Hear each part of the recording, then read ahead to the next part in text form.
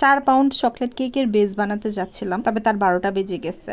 কেন, কিভাবে, কি করে যে কি হলো সেটা আশা করি এই ভিডিওটা দেখলেই বুঝতে পারবেন। এখানে 4 পাউন্ডের কেক বেস রেডি করার জন্য আমি 8টা ডিম নিয়ে নিছি। এরপরে হচ্ছে আমি ডিমগুলো থেকে কুসুম আলাদা করে নিছি। কুসুম সহ ডিম বিট করলে চলে, বাট আমার কাছে এভাবে বেশি সুবিধা লাগে। তো আমি এখানে বিট করতেছি, আর বিট করতে করতে একটা কমেন্ট পড়বো এবং কমেন্টে রিপ্লাই দিব।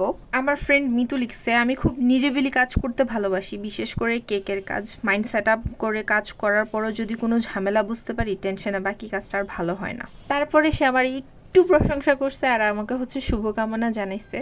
I want to say to Mitu, আলহামদুলিল্লাহ মিতু, তুমি যখনই কমেন্ট করো আমার কোনো ভিডিওতে আমার মন ভালো হয়ে যায়। আমারও নিরিবিলি কাজ করতে ভালো লাগে, বিশেষ করে ডেকোরেশনের সময়টা। আমি পিচ্চি পোলাপাইনের কাবজাব একদমই পছন্দ করতে পারি না। আমি হচ্ছে বেক করি আমাদের ডাইনিং রুমে, এই ডাইনিং রুমটাই হচ্ছে আমাদের মেইন রুম। তা আমি যখন কাজ করা শুরু করি এবং আশেপাশে মানুষ থাকে, আমার কাছে তখন মনে হয় যে আমি পারফর্ম করতেছি। ওই ব্যাপারটা আমার কাছে ভালো লাগে। আর তাছাড়া ওই সময়টাতে বেশিরভাগই আমার কানে হেডফোন থাকে, সো আমি কিছু না কিছু শুনি অ্যান্ড পুরা দুনিয়া টোন আউট করে ফেলি, যার কারণে আশেপাশে কি হইতেছে আমি ঠিক বুঝতে পারি না। তবে আমার যখন ভেজাল লাগে বা মাথা খারাপ হয়ে যায়, তখন আম্মু আর ছোট ভাইয়ের সাথে যদি কাপচাপ না করতে পারি আমার ভালো লাগে না। ওদের সাথে একটু চিল্লি করলেও আমার হচ্ছে যে মাইন্ড ফ্রেশ হয়। আর সত্যি বলতে এই দুইটা মানুষের হেল্প ছাড়া আমি বিজনেসের কথা চিন্তাও করতে পারতাম না। এই গেল আমার কমেন্টের রিপ্লাই দেওয়া। ইদানিং আমার লাইফে আমি একটা নতুন কাজ করতেছি, সেটা হচ্ছে যে ভালো কমেন্ট অথবা ভালো মেসেজগুলো হচ্ছে আমি নোটেড রাখি, সো দ্যাট যখন আমায় কোনো আজাইরা মানুষ প্যারা দেয় তখন হচ্ছে আমি এগুলা দেখে একটু ভালো ফিল করতে পারি।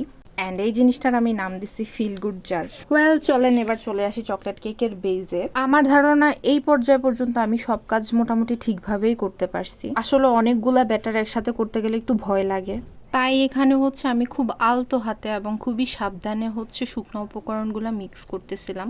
নর্মালি রিলস ভিডিওগুলো খুব ফাস্ট ফরওয়ার্ড করে দেই বলে হয়তো বুঝতে পারেন না, বাট আমরা এখানের মিক্সিংয়ের কাজটা খুবই আস্তে আস্তে করে থাকি।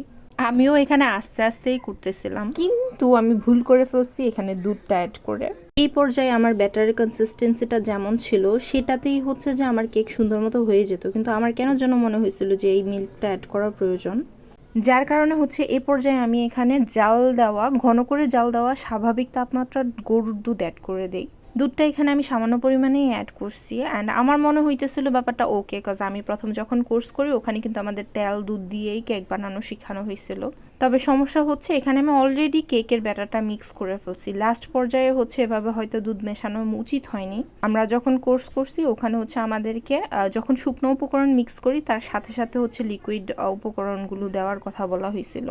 এখানে হচ্ছে আমি ব্যাটারগুলো একটা 9 ইঞ্চি মোল্ডে আর একটা হচ্ছে 8 ইঞ্চি মোল্ডে ঢেলে নিছি। এখানে যদি কেকের ব্যাটারগুলো ভ্যানিলা স্পঞ্জ কেকের ব্যাটার হতো তাহলে কেকটা হয়ে যাওয়ার পর অর্থাৎ বেক হওয়ার পর 8 ইঞ্চি মোল্ডটা সম্পূর্ণ ভরে যেত, আর যে 9 ইঞ্চির মোল্ডটা এটা হচ্ছে যে হাফ পরিমাণে হতো।